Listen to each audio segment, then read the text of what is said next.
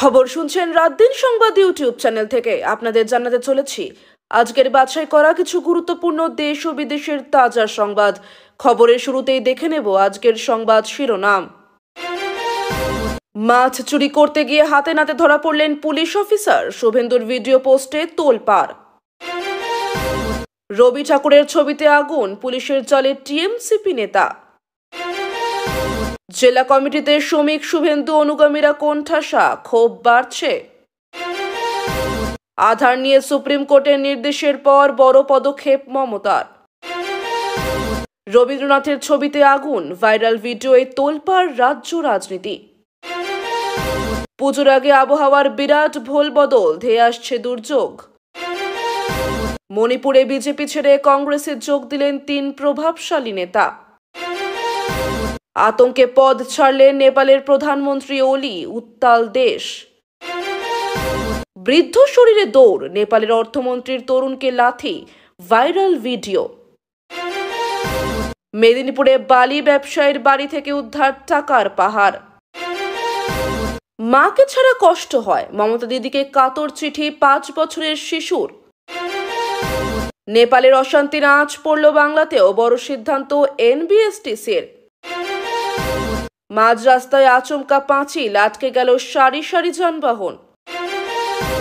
দুর্নীতিমুক্ত এসএসসি চাকরি ফিরিয়ে দিচ্ছে রাজ্য, স্বস্তি প্রার্থীদের। জ্বলছে নেপাল, গুলিবিদ্ধ ভারতীয় ট্রাক ড্রাইভার প্রভাব শিলিগুড়িতে। পুকুরের উপর ব্রিজে চলবে ট্রেন, এখনো শুরু হয়নি রেলের কাজ। অভিযানে উদ্ধার নগদ 90 লক্ষ, হাওয়ালা যোগের সন্ধানে ইডি। নকল সিও, বদলে ফেলা গাড়ির নম্বর প্লেটে চলছে মাফিয়া রাজ। 20 টাকায় স্মার্টফোন, লোভে পড়ে সর্বনাশ, চমকে গেল গ্রাহক। নেপালের প্রাক্তন প্রধানমন্ত্রীর স্ত্রীকে জ্যান্ত জ্বালাল বিক্ষোভকারীরা। টানা 7 দিন ভারী থেকে অতি ভারী বৃষ্টির সতর্কতা জারি। মানবিকতায় বিএসএফ, মৃত মায়ের মুখ দেখলেন বাংলাদেশি মেয়ে। হিমাচলে হরপাবানে ভেসে গেল বাড়ি, প্রাণ গেল মহিলার। নেপাল ইস্যুতে বাংলাকে সতর্ক করলেন মুখ্যমন্ত্রী মমতা। বন্যা ভূমিধসে বিপর্যস্ত হিমাচল, দাবি সঠিক পরিকল্পনার। বোলপুর স্কুল বাগান থেকে উদ্ধার পচা গলা মৃতদেহ। মৃত বিজেপি নেতার জীবনে আরও এক মহিলা, উঠে এলো রহস্য। কংগ্রেসকে শক্তিশালী করতে বাংলায় আসছে কেসি বেণুগোপাল ও কানহাইয়া কুমার। বিদেশ সফরে কুণাল ঘোষ, শর্ত মেনে মিলল অনুমতি। দক্ষিণেশ্বর ফেরার পথে ভয়ঙ্কর দুর্ঘটনা, আশঙ্কাজনক 2 জন। এসআইআরে লাগে 3 থেকে 4 বছর, দাবি মমতার।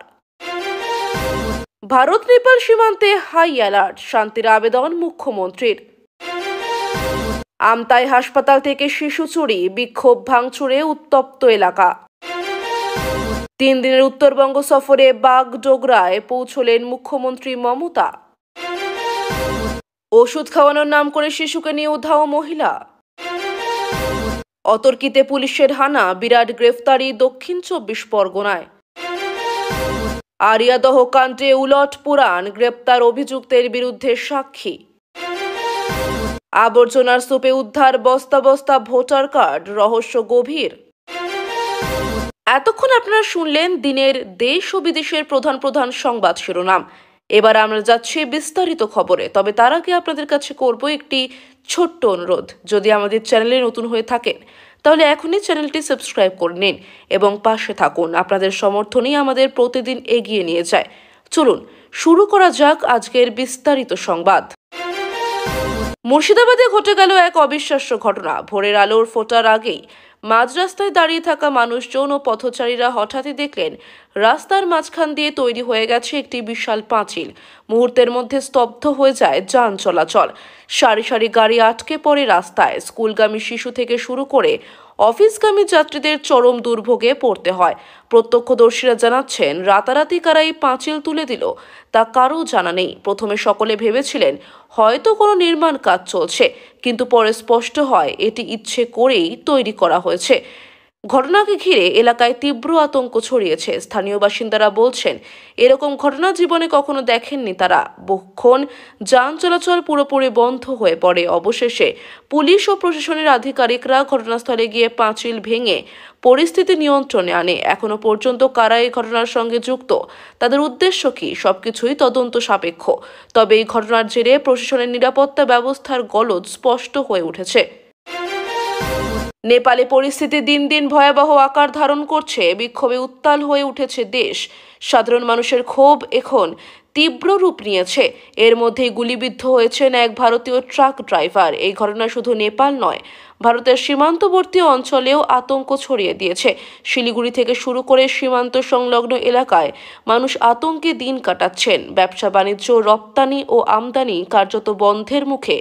দীর্ঘ লরির সারি আটকে রয়েছে সীমান্তে, ফলে ক্ষতির মুখে পড়েছেন ব্যবসায়ীরা। ভারতীয় দূতাবাস নেপাল সরকারের সঙ্গে যোগাযোগ করছে পরিস্থিতি নিয়ন্ত্রণে আনার জন্য।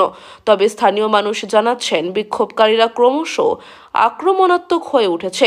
ভারতীয় প্রশাসনের তরফে সীমান্ত এলাকায় সতর্কতা জারি হয়েছে। নেপালের অশান্ত পরিস্থিতি যদি আরও তীব্র হয়, তবে এর প্রভাব সরাসরি বাংলার উত্তরাঞ্চলেও পড়তে পারে বলে আশঙ্কা করা হচ্ছে। পশ্চিমবঙ্গে পুজোর আগে হঠাৎই আবহাওয়ার বিরাট পরিবর্তনের খবর মিলেছে। হাওয়া অফিস ইতিমধ্যে সতর্কতা জারি করেছে একাধিক জেলায়। আগামী সপ্তাহ জুড়ে ভারী থেকে অতি ভারী বৃষ্টিপাতের পূর্বাভাস দেওয়া হয়েছে। এর ফলে নদী নালা উপচে পড়ার সম্ভাবনা রয়েছে। কিছু জেলায় বন্যা পরিস্থিতি তৈরি হতে পারে। বিশেষত উপকূলবর্তী জেলাগুলিতে প্রবল দুর্যোগ দেখা দিতে পারে বলে জানাচ্ছেন আবহাওয়াবিদরা। কৃষিক্ষেত্রে এর ব্যাপক প্রভাব পড়তে চলেছে। ধান চাষের জমিতে অতিরিক্ত জল জমে যাওয়ার আশঙ্কা তৈরি হয়েছে। সাধারণ মানুষের মধ্যে আতঙ্ক বাড়ছে, কারণ দুর্গাপুজোর আগে বাজারে কেনাকাটা ও প্রস্তুতিতে এর বিরূপ প্রভাব পড়তে পারে। আবহাওয়া দফতরের মতে, বঙ্গোপসাগরে তৈরি হওয়া এক নিম্নচাপই এই দুর্যোগ ডেকে আনছে। প্রশাসন ইতিমধ্যেই দুর্যোগ মোকাবিলার প্রস্তুত নিতে শুরু করেছে। নেপালের অশান্ত পরিস্থিতি ঘিরে এবার নড়ে চড়ে বসেছে বাংলার প্রশাসন। ভারত নেপাল সীমান্তবর্তী এলাকায় হাই অ্যালার্ট জারি করা হয়েছে। মুখ্যমন্ত্রী মমতা বন্দ্যোপাধ্যায় সরাসরি মানুষের উদ্দেশ্যে আবেদন জানিয়েছেন শান্তি বজায় রাখার জন্য। তিনি বলেছেন, কেউ যেন গুজবে কান না দেন। নিরাপত্তার খাতিরে সীমান্ত এলাকায় কড়া নজরদারি শুরু হয়েছে। বিএসএফ এবং পুলিশ যৌথভাবে নজর রাখছে সীমান্তবর্তী গ্রামগুলোতে। সীমান্ত দিয়ে যাতে কোনো উস্কানিমূলক কাজ না হয়, সেজন্য বিশেষ টহল শুরু করা হয়েছে। প্রশাসনের আশঙ্কা, নেপালের অশান্তির আঁচ যদি সীমান্ত পেরিয়ে আসে, তবে তা বাংলায় বড়সড় সমস্যার জন্ম দিতে পারে। তাই সতর্ক থাকতে বলা হয়েছে সবাইকে। সাধারণ মানুষও প্রশাসনের তৎপরতা দেখে কিছুটা আশ্বস্ত হলেও নেপালের পরিস্থিতি কিভাবে মোড় নেবে তাই নিয়েই এখন দুশ্চিন্তা। মালদায় ঘটেছে এক ভয়ঙ্কর ঘটনা। রবীন্দ্রনাথ ঠাকুরের ছবিতে আগুন লাগানোর অভিযোগ ঘিরে প্রবল চাঞ্চল্য ছড়িয়েছে। ঘটনাস্থল থেকে ভিডিও ভাইরাল হয়ে মুহূর্তের মধ্যে ছড়িয়ে পড়ে সোশ্যাল মিডিয়ায়। ভিডিওতে দেখা যায় আগুন ধরে যাচ্ছে ছবিতে, আর চারপাশে লোকজন চেঁচাচ্ছে। মুহূর্তেই এই ভিডিও রাজ্য জুড়ে উত্তপ্ত পরিস্থিতি তৈরি করেছে। বিরোধীরা অভিযোগ তুলেছে, এর পেছনে রাজনৈতিক উদ্দেশ্য রয়েছে। শাসক দলের তরফে অবশ্য দাবি করা হয়েছে এটি সম্পূর্ণ অশান্তি সৃষ্টি করার জন্য সাজানো ঘটনা। প্রশাসনের পক্ষ থেকে ইতিমধ্যেই তদন্ত শুরু হয়েছে। স্থানীয়দের ক্ষোভ বাড়ছে ক্রমেই। তারা বলছেন, বাংলার কৃতি সন্তান রবীন্দ্রনাথকে অসম্মান করার এই ঘটনা কোনোভাবেই বরদাস্ত করা যাবে না। পুলিশ একাধিক ব্যক্তিকে আটক করেছে বলে জানা গেছে। কুণাল ঘোষ বিদেশ সফরে যাচ্ছেন লন্ডন এবং আয়ারল্যান্ডে।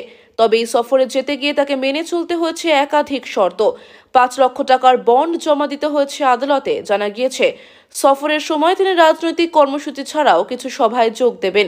এই সফরকে ঘিরে রাজনৈতিক মহলে প্রবল চর্চা শুরু হয়েছে।